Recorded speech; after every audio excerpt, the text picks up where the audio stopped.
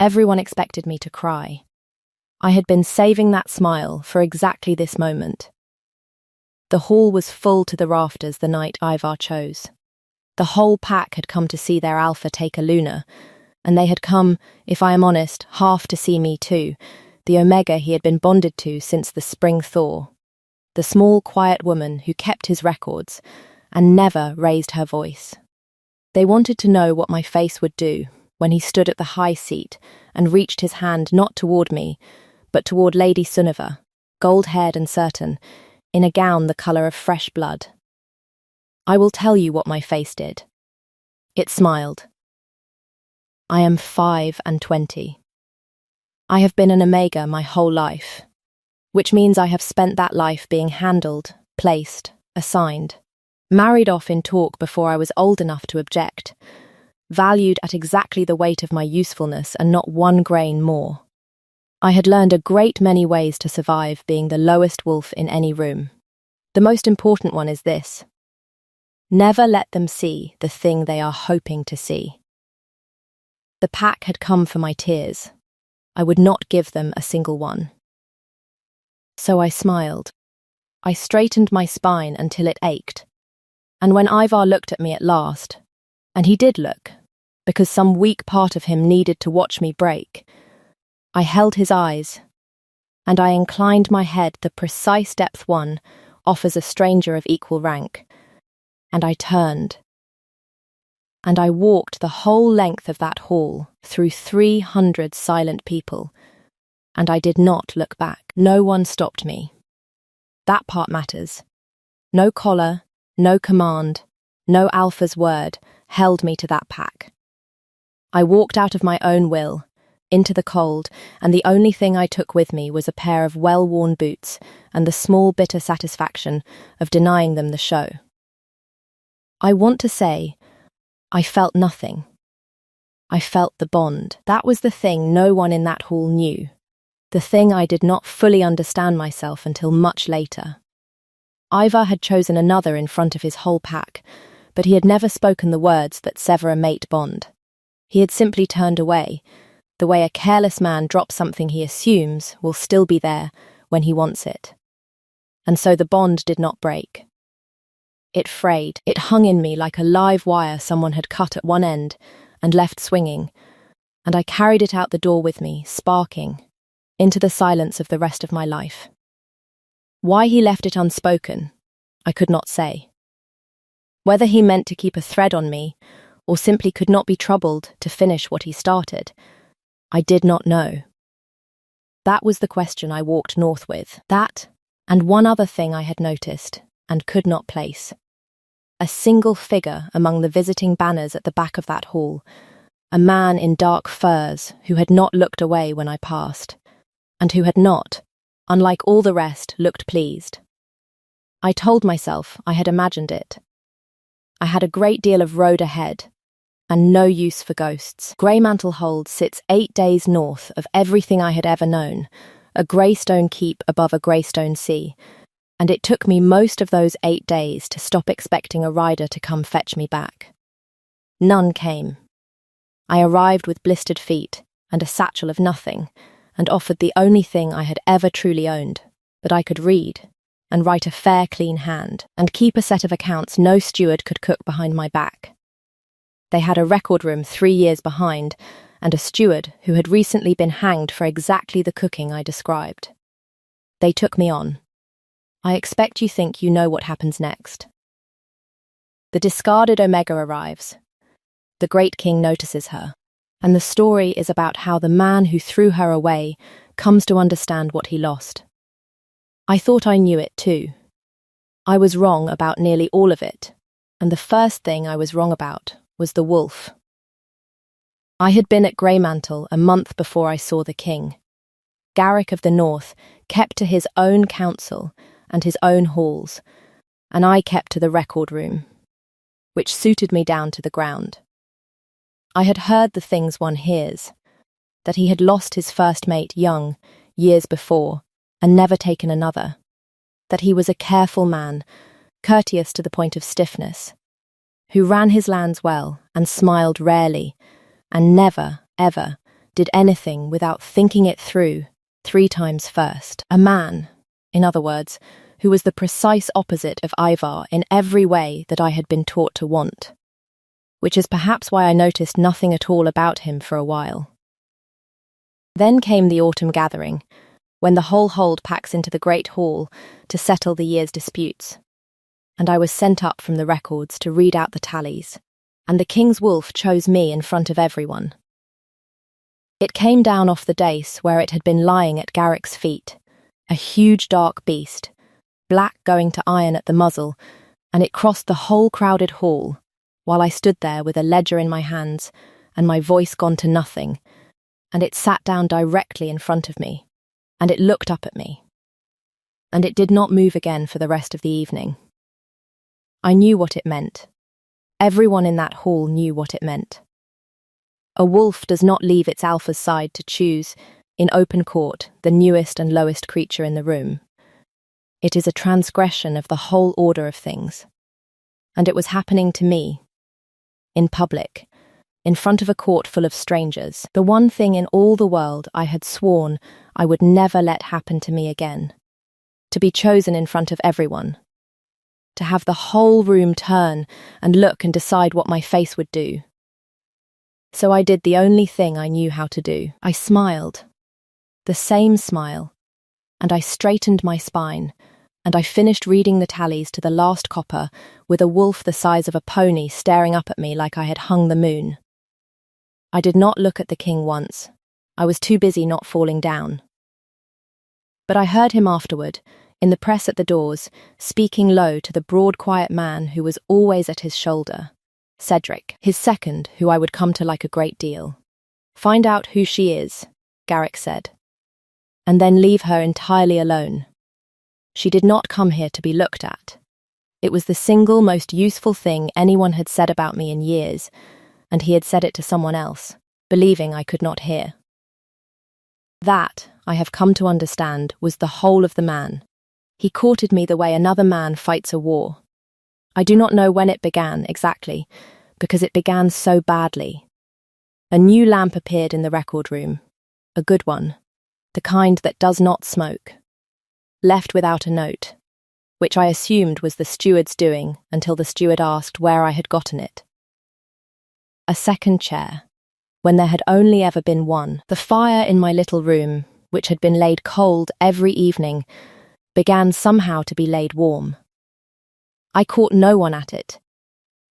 I was, by then, very good at catching people at things, and I caught no one, which told me more than catching someone would have. And then he started leaving books. Not love poems, I want to be clear. The man left me a treatise on Northern Tithe Law. He left me a history of the hold's water rights. He left me, on one memorable occasion, a closely argued monograph on the drainage of marshland, with a passage underlined that genuinely did bear on a dispute I was untangling. When I finally cornered him about it, I am not a woman who lets a thing lie, he went the particular shade of a man who has prepared a speech, and lost it. "You read," he said. I thought. "That is, they are good books, they are extremely dry books, my lord." Yes, he looked stricken. "I did not know if you liked flowers. Books seemed safer. One can return a book without," he stopped. He started again. "I did not want to send anything you would feel obliged to keep." I stood there in the record room, with a treatise on marsh drainage in my hands, and felt something in me do a thing I had told it firmly never to do again. Because here is what no one tells you about being discarded in front of 300 people. It does not make you sad, in the end. It makes you suspicious. Ivar had wanted me when I was useful and pleasant and quiet, and the moment a better arrangement walked in wearing red, he had reached past me without a thought. So I had learnt to read affection, the way I read a steward's accounts, looking for the place where someone is taking more than they give. And I could not find it in Garrick. I looked hard. The man gave and gave. Warmth, books, a chair. the careful and consistent gift of never once asking me to perform anything in return. And he took nothing, and he never made it a debt. It unnerved me more than cruelty would have. Cruelty, at least, I knew the shape of. I understood it the day Ivar came north. He came with banners and a proposal of alliance, my old Alpha, riding into Greymantle's grey courtyard a season after I had walked out of his hall, and the first I knew of it was the bond. I was in the record room, and it woke, that frayed live wire, sparking, the way it did sometimes in my sleep, and I knew before any horn sounded that he was within these walls. I stood up so fast I overturned the good lamp.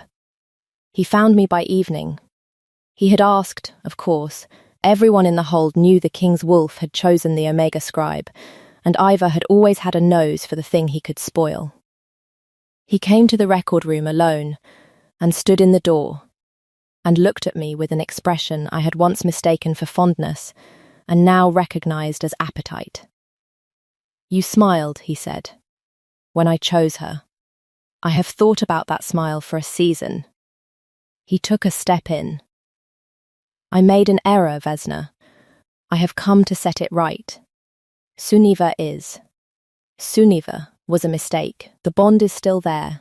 You have felt it as I have. Come home. Be my Luna.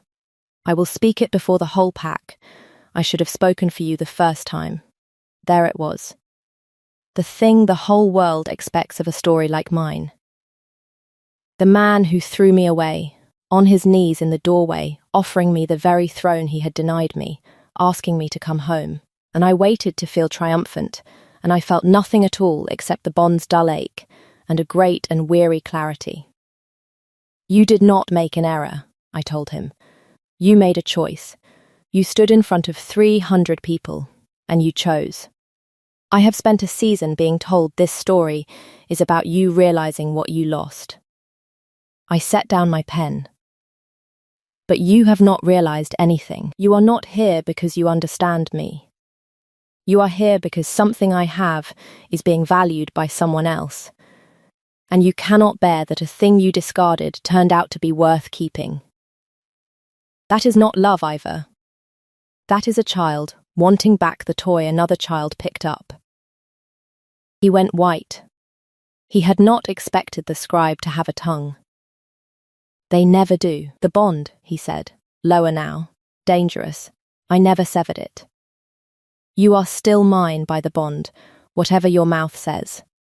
You never severed it, because severing it would have cost you something," I said, "and you have never in your life paid for anything.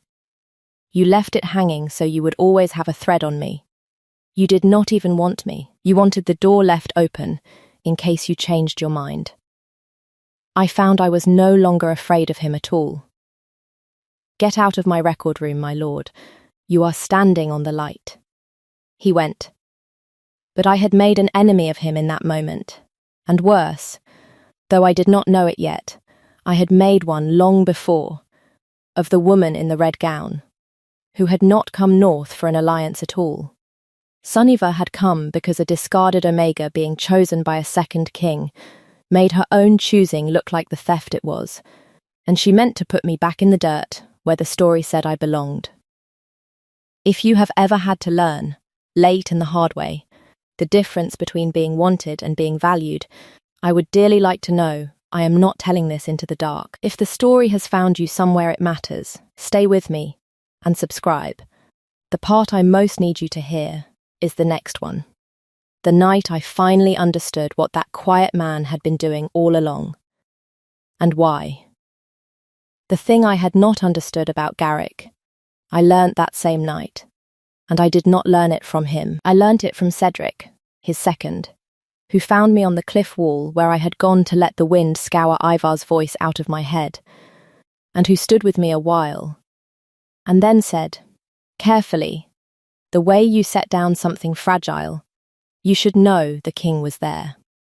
At the Eastern Hold, the night your Alpha chose. Garrick was the visiting king at the back of that hall." I went very still. "He does not know I am telling you," Cedric said. "He would not want it used to move you. He is the sort of fool who thinks that would be a kind of pressure. He looked out at the black water. But I have served him 20 years, and I watched him come home from that gathering changed, and I think you have earned the truth of it. He saw you walk out. The whole hall was waiting for the Omega to break, and you smiled instead, and you walked the length of that floor like a queen, and he could not look away. He said. Cedric stopped, and when he went on his voice had roughened. He said he had buried a wife who was never once chosen out loud the way she deserved, and that he had just watched it happen to a stranger. And that if the gods were ever fool enough to put that woman in his path again, he would spend whatever was left of him making sure she never had to wonder if she was chosen. And then a year later you walked into his courtyard with blistered feet asking for work. The wind came off the sea, and I let it take the thing my face was doing. The lamp. The chair, the dry, careful books one could return without obligation. The order, find out who she is, and then leave her entirely alone. It had never been a stiff man fumbling at romance. It had been a vow, kept in the only language he trusted, which was patience and small steady acts, and the scrupulous, deliberate refusal to ever once make me feel watched. He had been chosen by no one when it mattered, and so had I, and he had decided, quietly, completely, a year before he ever spoke to me, that whatever else he failed at, he would not fail me the way we had both been failed. I did not go to him that night. I was not ready. But I stopped, somewhere on that cliff wall, looking for the place where he was taking more than he gave, because I finally understood there was no such place. There never had been. I had 3 days of that fragile new understanding before Sunniva took it apart. She did it the way clever, cruel women do it. Not with a fist, but with a whisper, dressed as concern. By the second day of the alliance talks, the hold was thick with a story. That the king's Omega scribe was a known mate thief.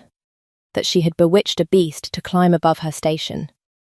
That she was Ivar's discard and Garrick's fool, and the whole north was laughing at a grieving widower, throwing his dignity at a woman 300 people had watched be passed over. The court that had been merely cool to me went colder. The alliance, which the north needed, began to fray on the question of whether Greymantle's king had lost his judgment to a low-born woman. That was the first blow, and it landed. But it was the second she meant to be fatal. On the third day, a letter was found. It was found, conveniently, by one of Sunniva's own women, in my record room, half burned in my grate, a letter in my hand, to Ivar, agreeing to keep the bond, promising to carry word of Garrick's plans south, signing myself still his. It was a good forgery. It was a very good forgery. It was good enough that when they brought it before Garrick in the great hall, with both courts assembled and Ivar watching, and Sunniva's face arranged into sorrow, I saw the king look at it, and I saw, for one endless heartbeat, the thing every discarded creature dreads most. I saw him begin to wonder. The hall waited for me to break. I knew that wait.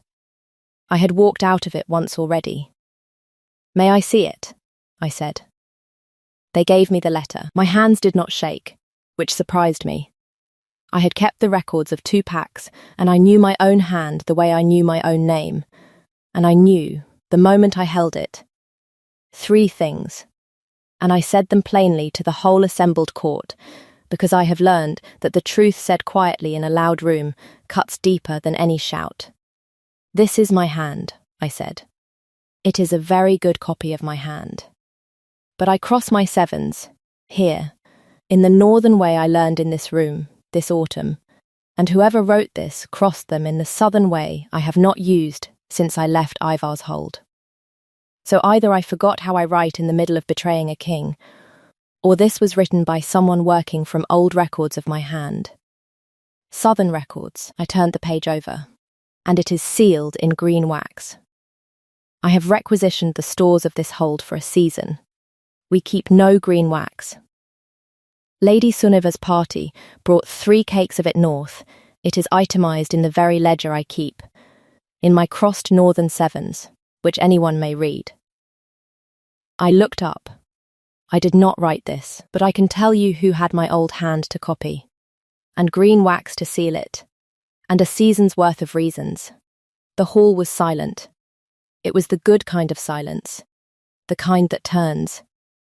And Suniva, who was clever, made the one mistake clever people make, which is that she could not bear to lose quietly. "She is lying," she said, "too fast. Burn it and be done. There is nothing to read in a scrap of." "Burn the evidence," I said. "Yes, that would be convenient."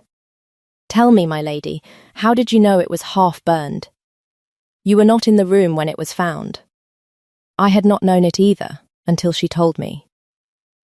The whole court watched her understand what she had said. That is the part where, if this were Ivar's hall, they would have cheered. Greymantle did not cheer. It simply turned, all of it, away from the woman in red and toward the king, and waited to see what he would do. What he did was the bravest, most foolish thing I have ever seen a powerful man do, and he did it before I had cleared my own name fully, while the hall still hung in the balance, which is the only way it counts. Garrick rose. He did not look at the letter. He looked at Ivar, and at the southern banners, and at the alliance the whole north needed, and he set it down like a man setting down a weight he had decided not to carry. "The terms your party offered this morning," he said to Ivar, "included that I send the woman south with you, as a gesture of good faith, to put the matter of the bond to rest. I have considered it." His voice was perfectly even. "I will not. I would sooner have no alliance with the South than buy one by handing a woman back to the man who threw her away in front of his whole pack. If that costs Greymantle the southern roads, then it costs Greymantle the southern roads, and I will answer to my people for it.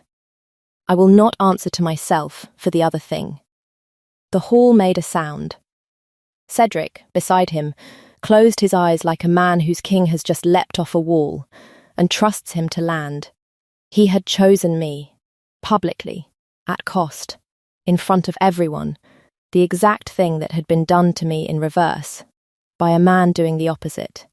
And he had done it before I was safe, before it was easy, when it could still have ruined him. So I did the last thing, the thing I had carried north like a live wire. The thing only I could do. I stepped up onto the dais, uninvited, an omega, in a hall full of 2 kings and their courts, and I gripped the cold iron rail of it until I felt the edge bite into my palms. And I looked at Ivar, and I severed the bond myself. You cannot know what that costs unless you have done it. A bond is not a string. It has roots, grown down into everything you are. And when I reached for it and spoke the old words of refusal, the words he had been too careless to ever speak, the choice he had stolen from me, it did not come loose. It fought. The cold of it came up through me like winter driven into the marrow, the whole hall greying at the edges, and the roots tore as they came, and I felt every one of them go, and the iron rail cut my palms where I held it to stay standing, and I stayed standing. I will not break in front of these people. I had built my whole self on that sentence.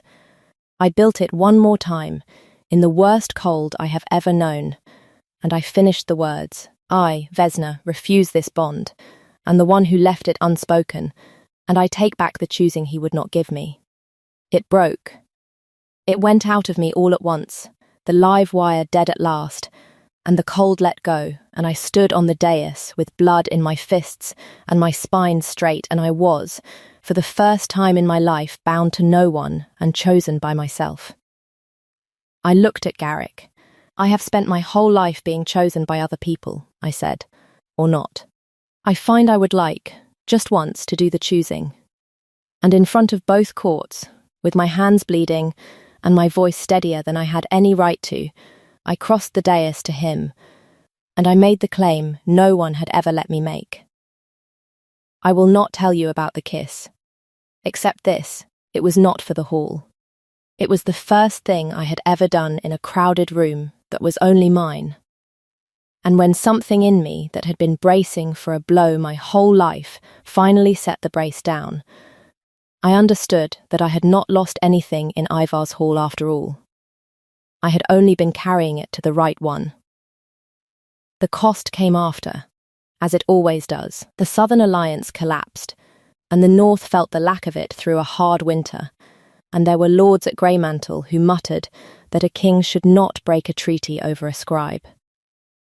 Garrick answered them one by one, in council, at length, with the patience of a man who has decided what he is, and will not be argued out of it. Ivar rode south a smaller man than he came. The story of the Omega who severed her own bond on his dais travelled faster than his horses, and a pack does not long respect an alpha a discarded woman walked away from twice. Sunniva did not ride with him. Her own people, it turned out, did not care to be allied to a forger. She was sent north and east to a holding so far from anything that the green wax will have nowhere to go. I am told the cold there is considerable. I find I bear it. A year on, I am writing this in the record room that is still mine, because I would not give it up for the world, though they have offered me grander ones. There is a bowl of clean light from a lamp that does not smoke, and a second chair that is rarely empty now, and at the foot of my bed there is a pair of boots. I had them resold twice this year. I keep meaning to throw them out. They are the boots I walked north in, and for a long time I kept them laced and ready at the foot of the bed, the way you keep a thing you might need in the night, in case the door, in case the cold, in case I had to walk again. I noticed, this spring, that I had not touched them in months. They sit there, gathering dust by the warm hearth, and I let them, because I like to look at them. They remind me that the most important thing I ever did was put them on and refuse to cry. The letter came at the thaw, from an old woman in Ivar's pack, who had stood at the back of that hall the night I smiled, who wrote, simply, that she had told her granddaughters the story, the one about the Omega, who walked out without a tear and built a winter of her own up north. She wanted to know if it was true that I was Luna of Greymantle now. I wrote back that it was, and that I was, and that the smile I had been saving had finally found something worth spending itself on, and that it was nothing at all like the one I gave that hall, that the first smile had been armour, and this one was just a smile, and I had not known, until I had one of each, how much I had been missing. So tell me, did you see it, the moment the story turned out not to be about the man who lost me at all? Or did you wait, like I did, for him to matter, and find he simply never did again? Leave it below. I read every one. And if you would like to know how a discarded Omega learned to hold a court that did not want her, how a king who fights his wars by lamplight finally stopped flinching, then stay and subscribe, and I will tell you the rest. There is a great deal of it. Winters are long up here, and we have nothing but time. Wherever you are listening from tonight, keep your good boots by the door, and your real smile for someone who will know what it is worth.